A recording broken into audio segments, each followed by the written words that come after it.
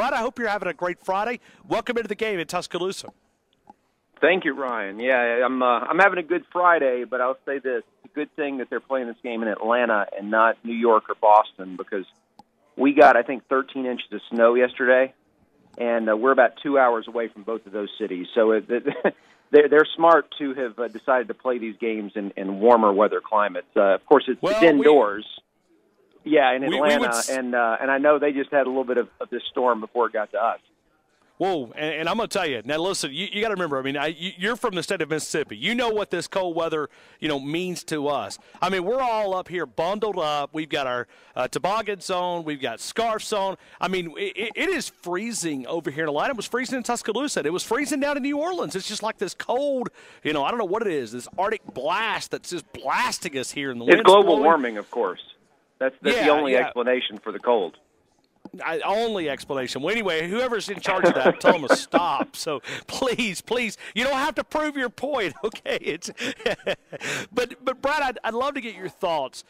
How much was different Monday night than what you anticipated going into that game from Alabama perspective? I think there were two things. I mean, first of all, the defense was better than I expected them to be. I think when you started to look closer at the situation, which is that Saban had 4 weeks to get ready for a team that had some offensive limitations, especially that their quarterback had not been that great at completing passes down the field this season. And then you look at Saban's track record, which is that like all those BCS championship games, all the national semifinals, where he'd had 4 weeks to get ready. The only one where the defense didn't play well was the only one where they didn't have, but a small amount of tape on the opposing quarterback. That was the Ohio State game with Cardell Jones, who had only started the previous game in the Big Ten championship. And you remember how that game went, which is that Cardell Jones ran the ball a lot more than they were expecting him to. They didn't think a guy that big was going to be able to do that. And, of course, they would have known more about him if they had more tape to work with. But the point being that I think a lot of us should have seen a better defensive effort coming just because of that and the track record that Nick Saban had in terms of getting his defense ready to play with that much time to prepare. So the fact that they played well was not surprising. The fact they held Clemson out of the end zone, I don't know that anyone was predicting that. So the defense played incredibly well. And look, you could say, hey, they just got healthy at linebacker. That's all it was. I don't know that that's necessarily true. I mean, Hamilton was still out, and then they lose Moses leading up to the game. They were slightly more healthy, but they're still without two guys, and unfortunately now they're going to be without three going in the championship game. But then, on the offensive side, I would just say, and I think we talked about this, all the third down issues in the previous games against good defenses, and what are they going to do different? That was the question. And, outside of throwing the backup quarterback in there was one or two things. They were either going to have to come out throwing the ball on early downs, much like they did with McCarron in that LSU rematch several years ago, or they were going to have to just commit to the run, even though they knew they were facing maybe the best defensive front in all of college football. Just, we're going to come run, and you're going to have to stop us. And I think that's what they did, especially in the first quarter. And they did it well enough, really, in the first half altogether to get that lead and then hold on to it. Obviously, the big defensive plays in the third quarter kind of helped give them some cushion. But those were the two things. It was how well the defense played and how well they ran the ball in the first half. Brad, let me go to this offense for a couple of minutes. I know we can judge the offense on scoring, but to me, Alabama's offense, yes, it didn't light up the scoreboard offensively, but I saw some new wrinkles in that offense that gives me a lot of big hope going into Monday night that they have more in the arsenal they've been working on for the last 4 or 5 weeks to maybe change in a few things and show some different things that maybe they haven't been able to show. And they went kind of conservative after they knew that Clemson wasn't going to score a touchdown and kind of put some of those rook cards back in the back of the pocket. Would you agree? Yeah, look, I am very interested to know what else do they have that they didn't show because, as you said, they didn't have to. It became obvious pretty quickly that they had enough points to win the game. And, we saw it on, I think it was the first possession, the option play with Hurts where he faked the pitch, turned it upfield. I don't remember having seen them do that before. If they have, they haven't done it very often. And I don't think Clemson was expecting it. And, of course, they ran it one more time that I remember, and he pitched it. I think it was to Harris, which gained a little bit of yardage. But something like that, just throwing a changeup like that every now and then, that's going to keep a defense off balance, and you just wonder, do they have a couple more things like that? I have no idea. You saw the rumors about whether Tua was going to come in and play. That might have just been complete garbage. But if there was a plan to use him for a few plays here and there, then once they got up, they didn't have to go to it. So if there is that ace still up the sleeve or anything else, there are things potentially that Georgia hasn't seen, whereas I feel pretty safe in saying that anything Georgia had, they had to use it against Oklahoma because every point was of the utmost importance in that game. So it's a little bit different situation for both teams going into the game, not only because of what they did or didn't have to show offensively, but also just because of I think more so than physical, the emotional factor, which is that, we talk about it all the time during the regular season. Like when a team wins a game like Georgia does, just hard fought, start to finish, multiple overtime, and then they have to play another good team the next week, we always discuss how that's a factor. And it's just so difficult for a team to come down from that high and then get back up just a few days later.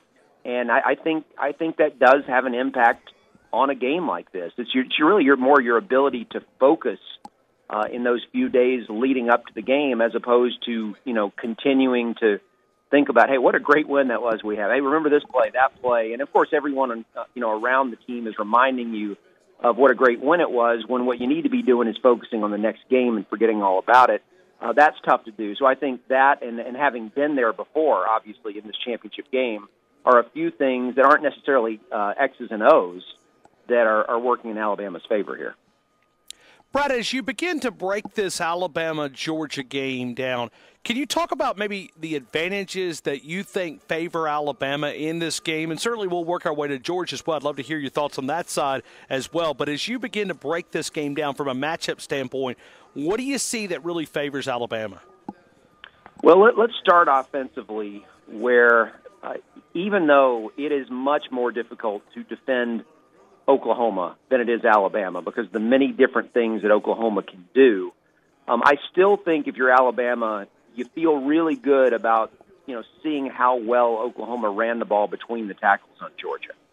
And as I mentioned earlier, Alabama, considering how good Clemson's defensive front is, especially in the first half, they did a pretty good job running on them. And I think if you're Alabama, you can come into it knowing that you can have success running the ball against Georgia, or at least you believe. You have to believe that you can, based on what you've seen, even without completing a lot of passes, that you can still do enough. You can be effective enough offensively, as long as you're not allowing more points than you would expect. And so I think that would give them confidence. And of course, on the other side, I mean, if we can, just let's take the linebacker injuries out of it for a second, and the fact that they'll be down 3 linebackers in this game, and try to ignore what happened when they were down linebackers back in November, and just look at just really the last 10 years.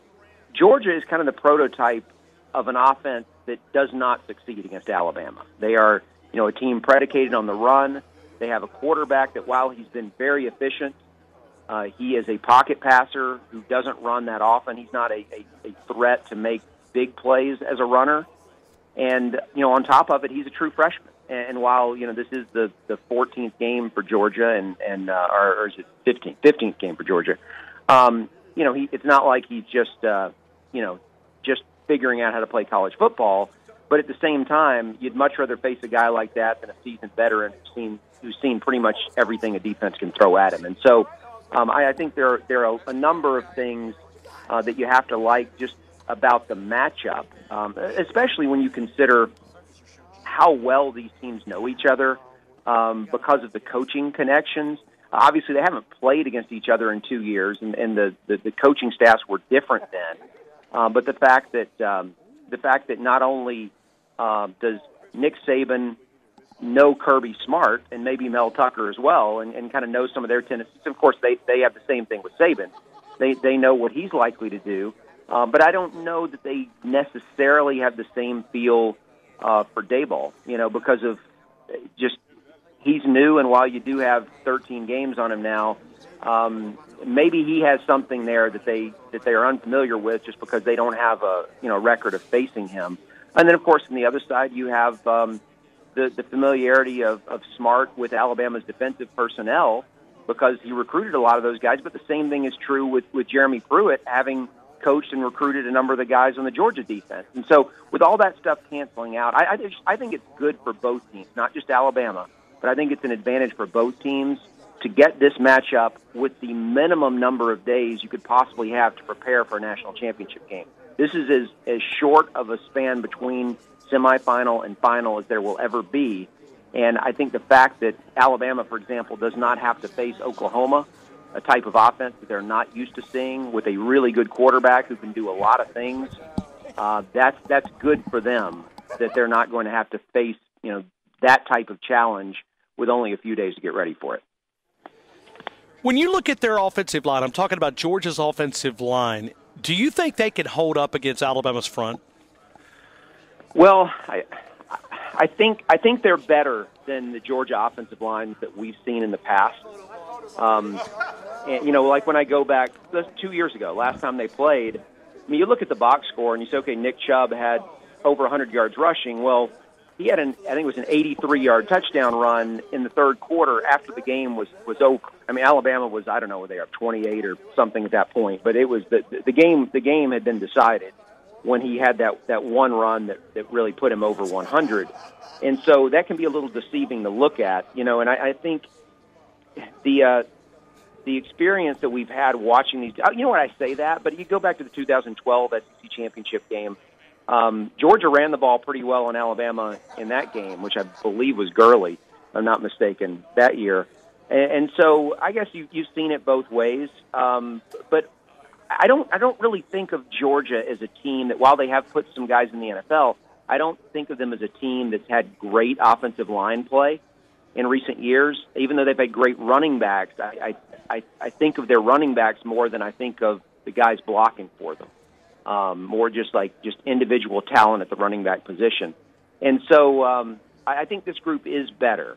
Now, if the Alabama front, and I know they're without Jennings now, but if they can play with the intensity that they did the other night, they looked like they were possessed in that game.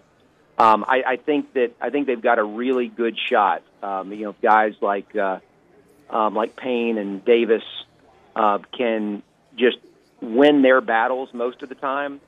Then I think that would be that'd be the best that Alabama can hope for. Now, one thing that I do think will be different: Georgia's backs are obviously more physical than Clemson's, and there's more of a chance of a guy like Chubb or Michelle not only breaking a tackle, but even in the process of being tackled, just kind of powering through and gaining 2 or 3 more yards after contact and falling forward as he's tackled.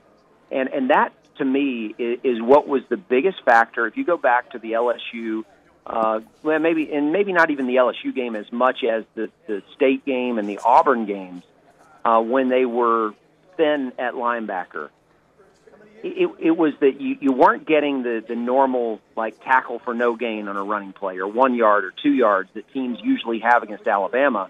It was that a guy's getting hit 2 or 3 yards downfield, and then he's going forward for 2 or 3 yards more. And because of that, those teams were having a lot of 3rd and 2, 3rd and 3, as opposed to what we saw with Clemson the other night, 3rd and 8 or more.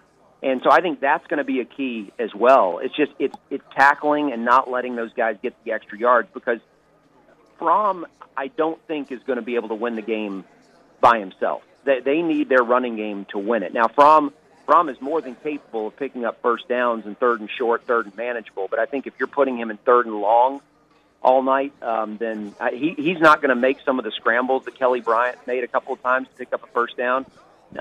He will be able to make some throws, especially if they're not longer throws, in situations where Alabama knows that he's going to pass.